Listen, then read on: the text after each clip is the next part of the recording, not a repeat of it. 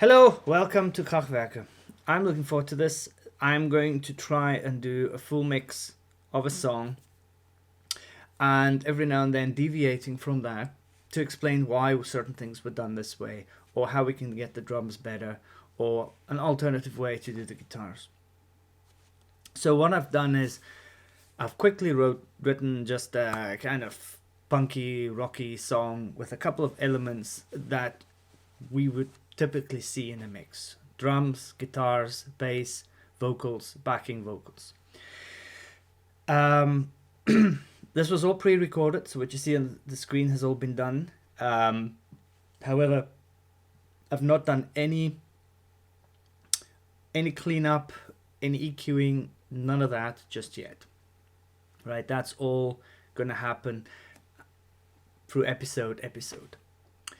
So to give you an idea of how this was recorded, we're using Easy Drummer, right,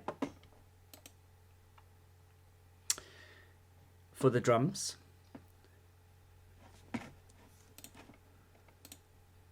I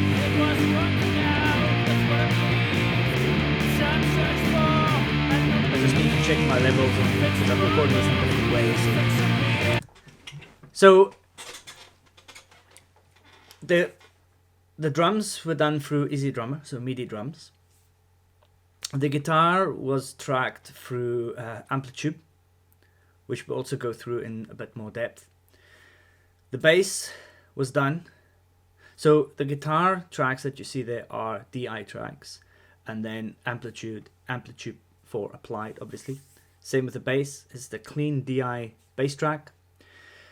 And the vocals were done through the SE2000 microphone that will come up in the series. The SE Electronics SE2000 microphone. The interface used is the Euphoria UMC 2020 from Behringer HD. Everything was tracked in 48 kilohertz. What I tend to do is track everything on 48 kilohertz, 24-bit. Then I resample everything to at least 96 or sometimes 192. And only then do I do my mixing and stuff. Now, the reason I do that is because 48 kilohertz is more than good enough. In fact, it's just go and look at all the videos. It's more than enough for absolutely top quality audio. The reason I put it to 196 because on my ears and in my experience, the mixing part sounds clearer. So if you mix it in 196, the end result is better and clearer and more defined than in 48 to my ears. There are other reasons. Certain compressions and EQing does all sorts of fancy stuff, funny stuff within your signal and actually creates additional noise and anomalies. That is another option. If you have good oversampling VSTs, that does not happen. In fact, I'll probably send some links, put some links into this video. What happens with lower quality audio, lower sample rate audio, and applying certain compressions and EQs and the anomalies that appear within them. So anyway, what we're going to try and do is we're going to try and just give you a quick overview in this video, what the tracks look like, and where we're going to go with this to make it a finished product. So let's start. So let's start with the drums. So one thing that I like to do with Easy Drummer and any MIDI drums is I like to use pre-recorded purchased MIDI drums. If you program them yourselves, and unless you're very good, they are terribly robotic. So the ones that I bought are from Toontracks, also the maker of Easy Drummer, and these are MIDI drums recorded by real people. So at least the playing is fairly human. Now, there's a ton of other things that we still need to do to the drums to make it sound less and less and less mechanized and robotic and MIDI drums, and more and more and more like a human played it. And we'll do that in one of them. I have a video out, I'll link to that as well, which we've done some basics on that, but we're going to take this as far as possible. When it comes to the drums, we're also going to do two things. We're going to use just the MIDI drums, and we're going to do one version where we literally separate out every single drum and overheads and all that, and process them separately as if we recorded a live drum ourselves, and how to mix the drums that way.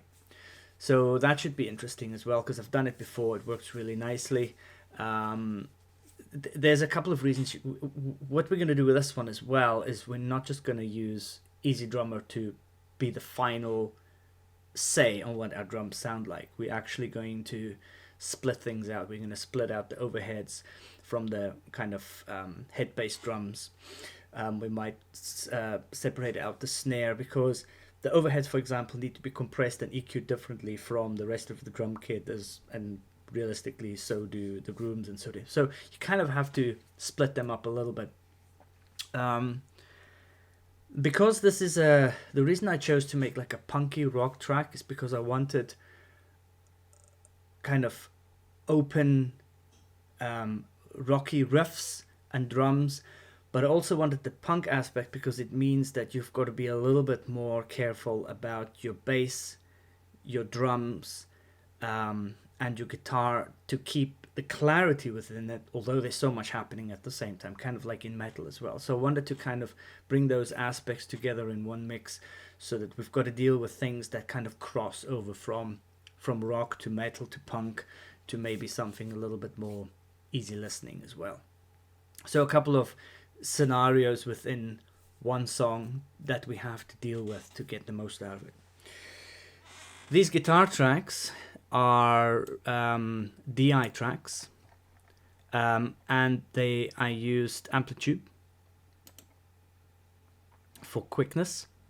I ended up making a Amplitude for preset for Social Distortion, not for them, but somebody wanted the sound of the band Social Distortion, so I created one. I actually ended up using it. It's only slightly manipulated within this, but I also added another one, so I double tracked the guitars.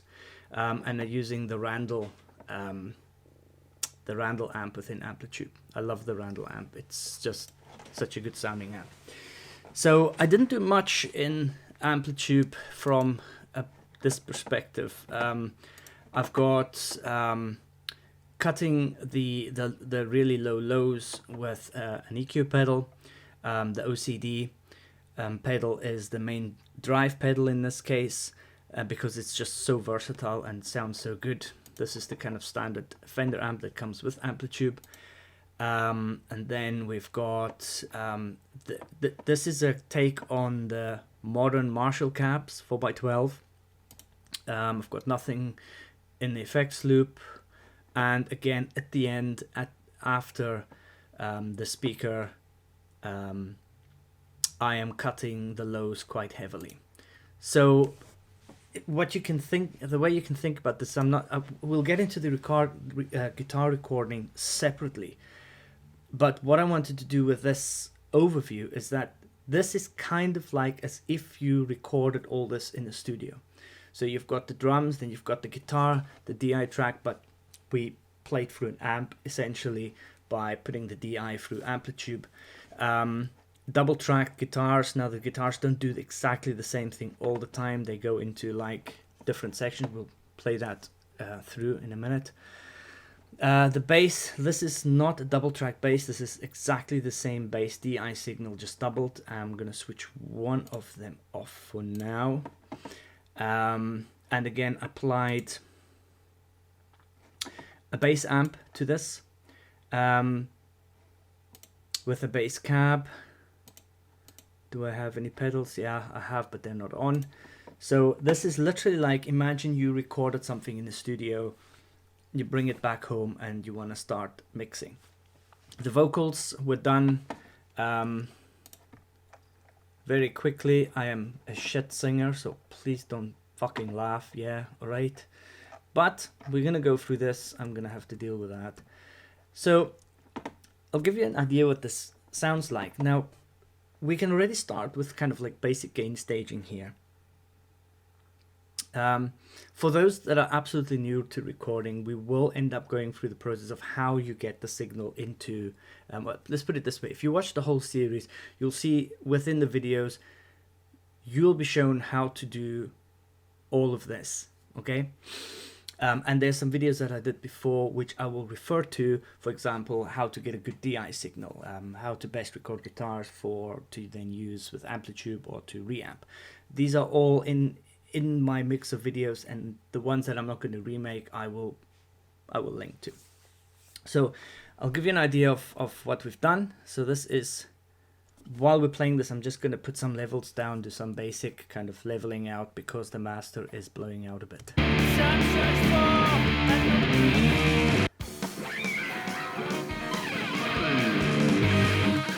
So as you can see, my master bus is peaking, so I'm gonna push everything down a little bit.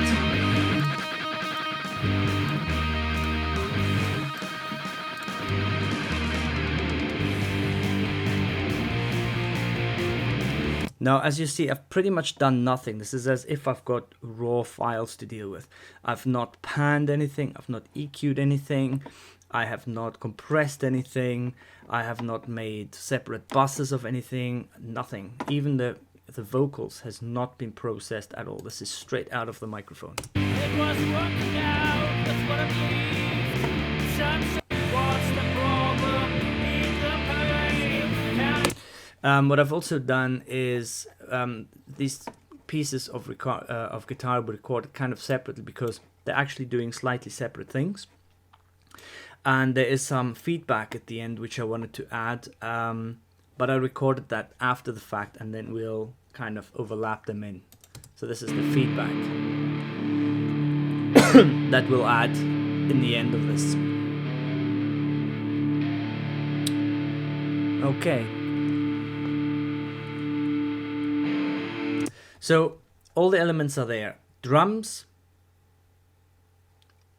double track guitars, they are going to be left and right, a lead piece, a bass piece, and the vocals. So this is the verse, so I'll show you here. This is Vox verse 1, verse 2. The verses are not double tracked. They are literally just, this is a first piece of the verse, and then it's kind of like a bridge into the chorus. Because I wanted to sing this slightly differently, this kind of bridge towards the chorus. And this is then the chorus, double tracked. And this is then like backing vocals, which I'm going to pan left and right. So all in all, we've got everything here.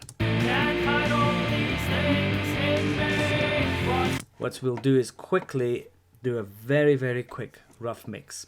So we've got the guitars. You'll see that this will be left and this will be right. So I want to have the guitars at about 70, the main riff. And the reason I want it roughly 70 is because they are little overlay pieces. So the main riff is played left and right at the same time. But then the doubled guitar starts doing like higher kind of melodies and harmonies over it. So I didn't do two double tracked rhythms and then add another track for the melodies and the that go over it. I played them together. So that's why, and the melodies, to make them stand out a bit, I'm going to take there in here, as you can see, the waveform looks quite different. I'm going to take this one and push it all the way to 100% panned. So I've got left and right main rhythms at 70% on each side, but then the second guitar tracks are 100% to make those little harmonies stand out. So that'll already make a difference.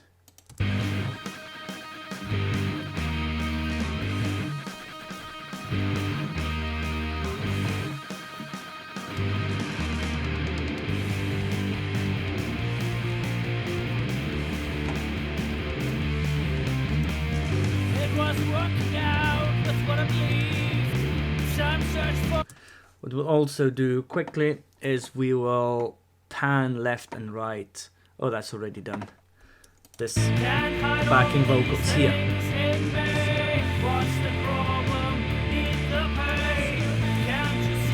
When it comes to double vocals, I like to not have them both at exactly the same volume. I like to have the one slightly lower. So the best sounding one goes the loudest and the other one goes a little bit lower. And then usually I only compress the main one and apply all the kind of verb and delays and stuff like that. Any kind of fancy effects I only apply to the second one. Anyway, we'll get to all that. This is just to give you an overview of the tracks and where we will be going with this. Please watch out for the next videos where we will carry on with editing this. Thank you very much.